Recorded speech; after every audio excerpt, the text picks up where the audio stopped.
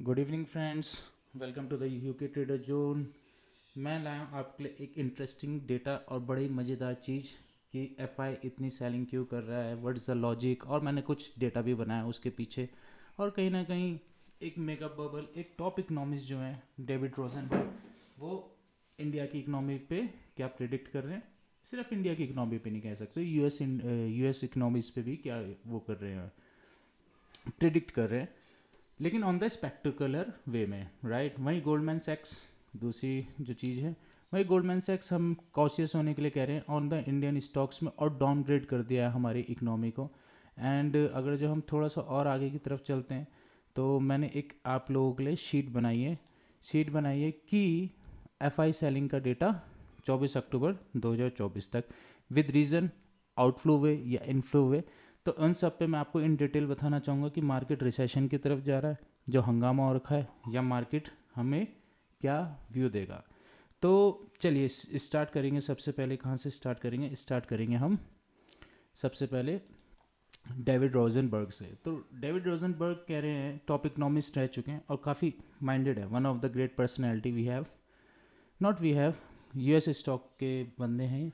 ये कह रहे हैं रिसेशन का डर है यूएस फेडरल रिजर्व में, क्योंकि वहाँ रेट कट का मासिव रेट कट हो सकते हैं। तो इनका कहना है अमेरिका के ऊपर अभी कि मासिव रेट कट्स वहाँ होंगे।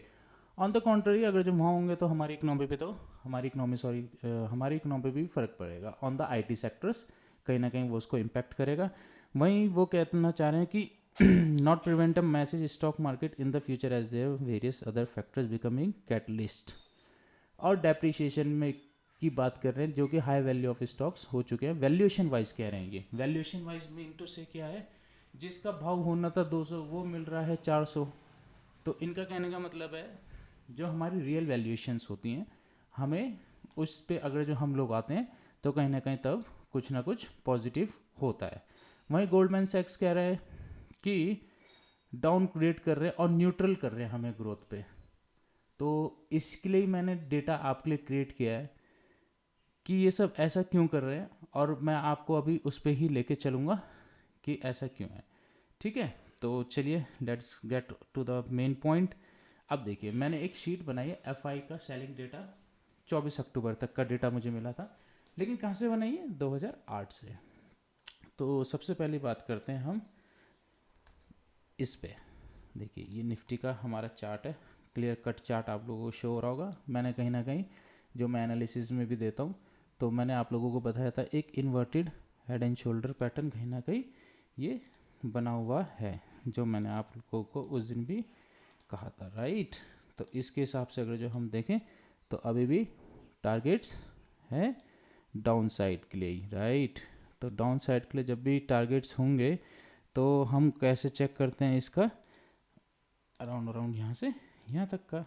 तो आप लगा लीजिए मोटा मोटा हम कहाँ तक की जोन तक के लिए हो सकते हैं, करीबन 23,500 का मोटा मोटा आप पकड़ लीजिए। लेकिन टिल नाउ अभी तक जो हम लोग हैं, मैं आपको एक और चीज़ बताना चाहूँगा। अभी तक हम लोगों की कितनी करेक्शंस हो चुकी हैं, अराउंड अराउंड 8% के आसपास हम लोगों की करेक्शन हो गई। 9% मोटा मोटा पकड़ लीजिए, 2200 के आसपास। तो 8% के आसपास हमारी हो चुकी है करेक्शन। और वहीं ये देखिए, ये मैं खैर निफ्टी वीकली एनालिसिस वीडियो जो मैं डालता हूँ मैं उसमें भी डाल दूंगा।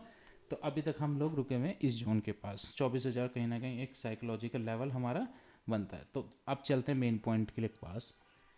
एफआई 2008 में एक फाइनेंशियल क्राइज आया था, तब एफआई का आउटफ्लो कितना था, 52,000 करोड़ का। ठीक है, 52,987 करोड़ का। मीन टू से क्या था, नेगेटिव था। आउटफ्लो का मतलब हमारे यहाँ से पैसा ले गए। अब देखिए बड़ी मज़ेदारी वाली चीज़, जैसे रिकवरी का फेज़ आया, इन्होंने कितना पैसा इनफ्लो करा हमारी इकोनॉमी में डाला, 83,423 करोड़। और बुल मार्केट फेज में कितना डाला, 1,33,266 करोड़। तो देखिए सबसे मेन बात, जब भी कोई क्राइसिस आता है उससे पहले पैसा निकलता है, रिकवरी फेज में ये ज़्यादा डालता है। अभी मैं थोड़ा नीचे भी आ रहा हूँ, आपको मैं दोबारा दिखाऊंगा यही चीज़। और बुल मार्केट में देखिए कितना मस्त इन्होंने पैसा डाला और अपना मस्त पैसा बनाया। अब 2013 में फिर यूएस फेड टेम्पर की एक टेंट्रम्स होते हैं, यूएस फेड का टेम्पर बोलते हैं उसको। तो वहाँ पे देख रहे हैं फिर से अपना पैसा निकाल लिया। अब ये बात आप कहाँ रिलेट कर सकते हैं, डेविड रोजनबर्ग की बात पे, जो उन्होंने बोला था ना कि मासिव रेट कट हो सकता है। कहाँ पे बात कर रहा हूँ मैं? यहाँ पे बात कर रहा हूँ, ये मासिव रेट कट्स की जो ये बोल रहे हैं ना, ये डेविड रोजनबर्ग, ये देखिए, recession fear, US federal reserve initiated a massive fair cut off 50 biases point पे, ठीक है। तो चलिए, अब मैं आपको यहाँ पे था तो ये मैंने आपको बता दिया, फिर से पैसा निकाल लिया, फिर इलेक्शन बूस्टिंग हुई, वहाँ पे पैसा निकाल लिया। ग्लोबल स्लो डाउन के आसपास देखिए, जब बड़ी इंटरेस्टिंग चीज़ देख रहे हैं, जब भी कोई चीज़ पहले गिरी, पैसा डाला फेज में, और उसके बाद बुल मार्केट शुरू कर दिया जी। अब देखिए, स्लो डाउन हुआ 2015 में, फिर से चुपचाप से पैसा डाला, कितना डाला? छुटकुस अमाउंट, 17,808 करोड़।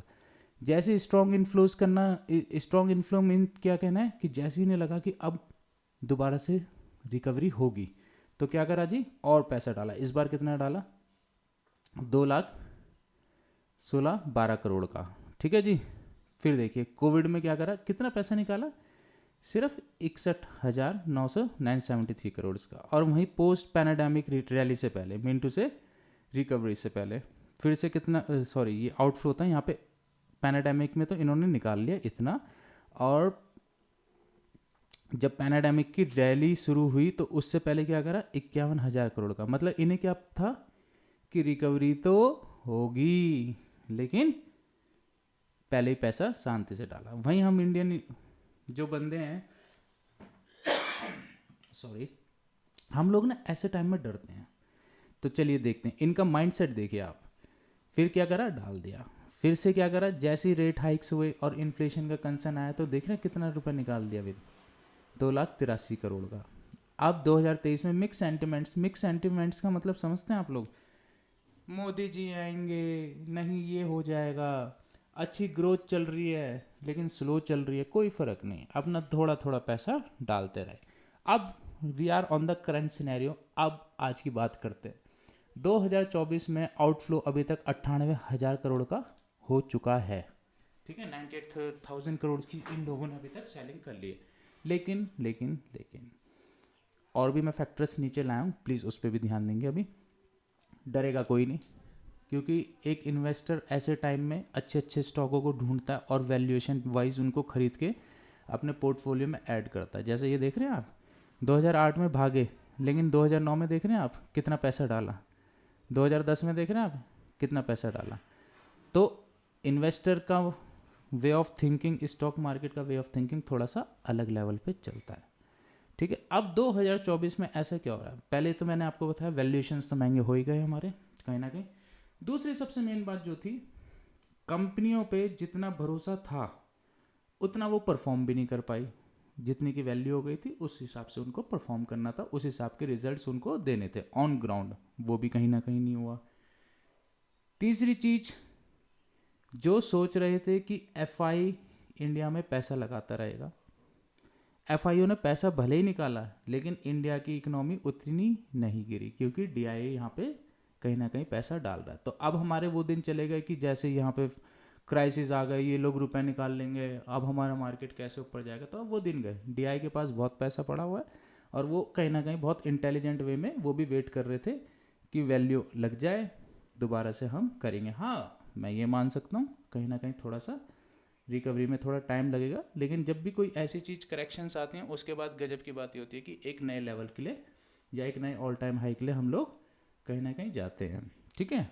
अब मेरा मीन टू से क्या है, करेक्शंस 2 से 3 महीने, 6 महीने, तो इन्वेस्टर इस बात को बहुत अच्छे से समझता है मेरी बात को।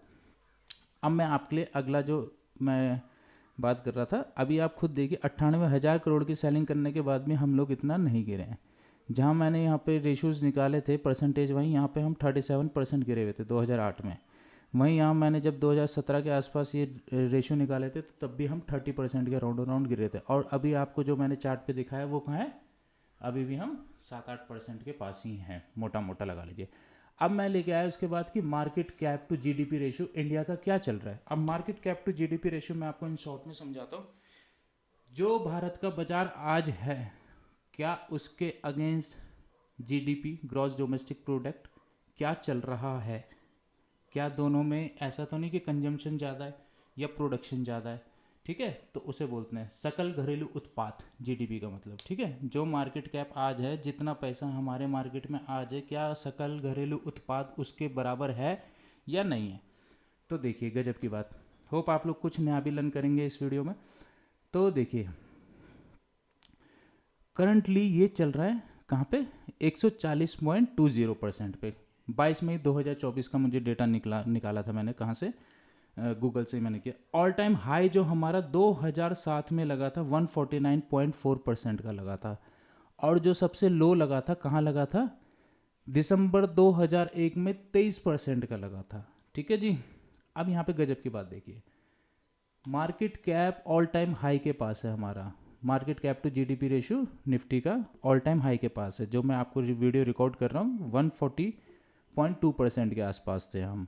और वहीं आप अगर जो ध्यान से देखिए 2007 के पास, ये जो की फैक्टर हैं गिनने के, उस समय ग्लोबल फाइनेंशियल क्राइसिस कह रहे थे हम लोग, ये देख रहे हैं आप 2008 के पास, और यहाँ पे 2007 के पास ये बहुत महंगा हो चुका था। वहीं 2008 में फाइनेंशियल क्राइसिस आए, और उसके बाद देखिए एक तरफा पूरा गेम चला। फिर पैनेडेमिक में कहीं ना कहीं मार्केट अगेन गिरा, फिर से चला। अब वो चलते चलते इतना महंगा हो गया है आज की डेट में कि 140.20 है, मतलब ऑल टाइम हाई के पास से सिर्फ और सिर्फ 9.5% दूर था, जो कि कहीं ना कहीं थोड़ा सा वैल्यूएशन वाइज क्लियर कट इसने बोल दिया जी आप महंगे हो रखे हैं।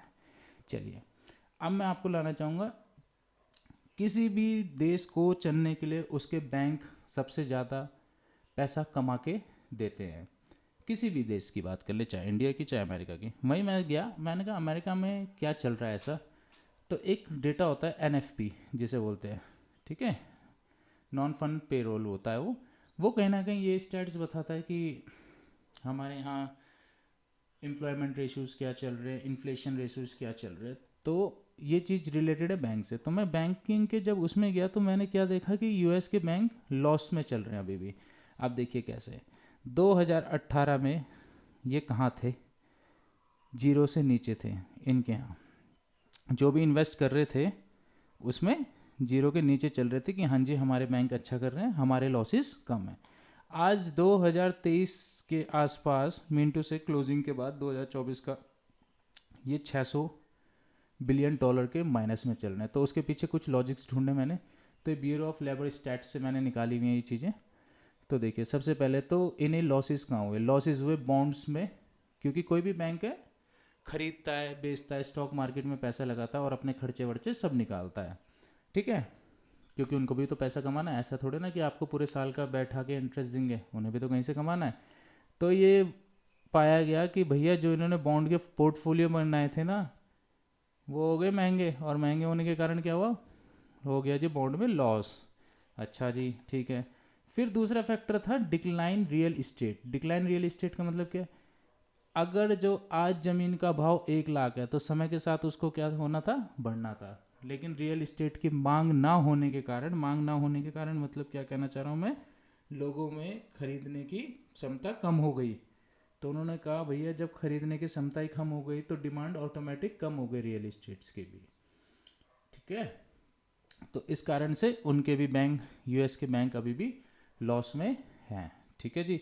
अब इसके बाद हमने मेन चीज़ें हमने बात कर ली है। मैं थोड़ा वीडियो आपके लिए शॉर्ट ही बनाया ताकि आप लोग मेरी बात को समझ पाएँ। अब क्वेश्चन ये आता है जी हम क्या करें।